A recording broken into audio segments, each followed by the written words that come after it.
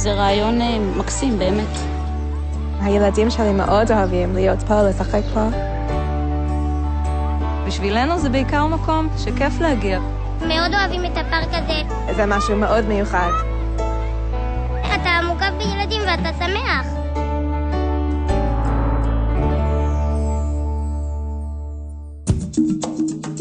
בית איזי שפירא יזם ופיתח את פארק חברים, הפארק הנגיש והמשלב הראשון בישראל. פארק חברים מותאם לילדים עם צרכים מיוחדים ולכל הילדים. המתקנים וסביבתם תוכננו בקפידה ומאפשרים פעילות חווייתית בסביבה עשירה בגירויים.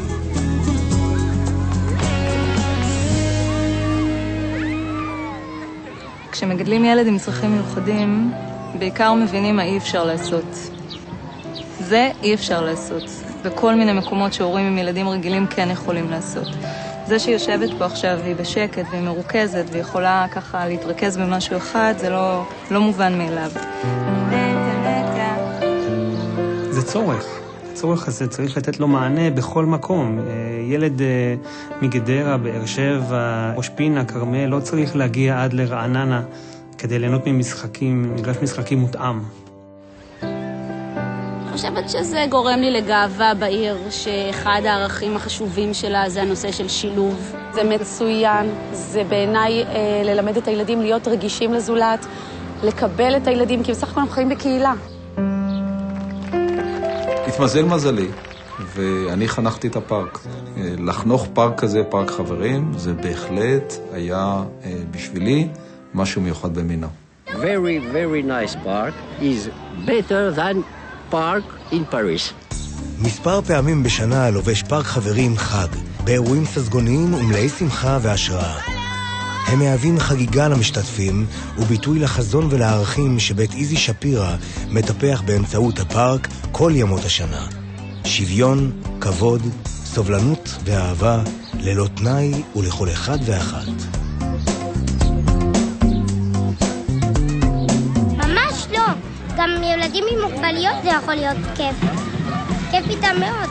איך אתה נהנה מהמקום הזה? סבבה. מה סבבה פה? המוזיקה, הכל. עיר שרוצה לשים את עצמה על המפה ולראות שהיא מכבדת אנשים עם מוגבלות, היא צריכה להתחיל דווקא מהילדים הצעירים.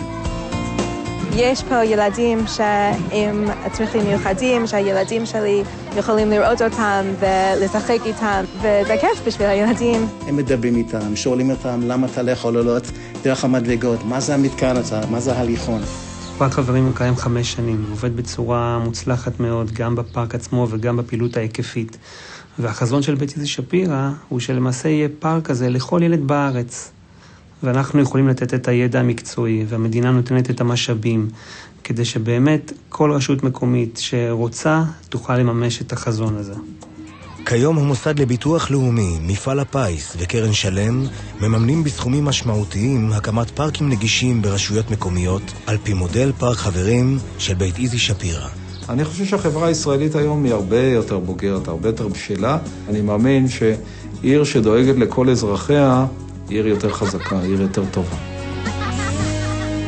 אנחנו נכנסים לפרויקט בתנאי שהרשות מקומית שמפעילה את הפארק, הוא נותן את החלק שלו. וזה החלק של הפעלה חברתית. כחלק מהפעילות בפארק חברים, בית איזי שפירא יוזם ומפעיל תוכניות לשינוי עמדות ולקבלת השונה. ראיתם פעם מישהו על כיסא גלגלים? אני ראיתי. יש לי עוד סבתא שיהיה על כיסא גלגלים.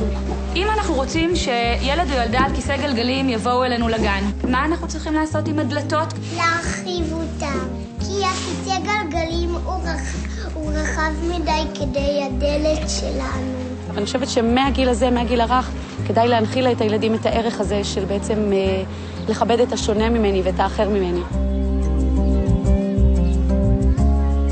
אם אתה לא עושה פעולה קונסטרוקטיבית ומביא מתנדבים ומביא את הקבוצות כדי לשחק ביחד, אז למעשה שום דבר לא יקרה. בחלק ההפעלה החברתית זה מה שמחולל את השינוי החברתי.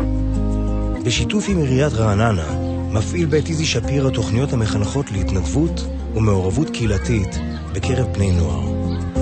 הרצון שלנו כקהילה לשלב בתוכנו את האחר, לרצון שלנו כקהילה להיות עם הפנים לשונה, זאת אולי התרומה המרכזית של בית איזי שפירא לרעננה. פארק רעננה הוא מותג ברעננה. פארק חברים הוא מותג עוד הרבה יותר חזק. הקמת פארק, דוגמת פארק חברים בבית איזי שפירא, אני מאוד רואה את זה כפריצת דרך הפרויקט הזה. יש התלהבות גדולה מאוד של הציבור. אני מקבל פניות מהרבה מאוד רשויות, ויש התעניינות רבה מאוד לנושא הזה. בית איזי שפירא פועל להפיץ את המודל של פארק חברים ברשויות נוספות בכל רחבי הארץ והעולם. פארק שעשועים נגיש ומשלב הוא פינת חמד החיונית לאיכות החיים של התושבים שלכם, ותורמת ליוקרתה של העיר. לכל עיר מגיע פארק חברים.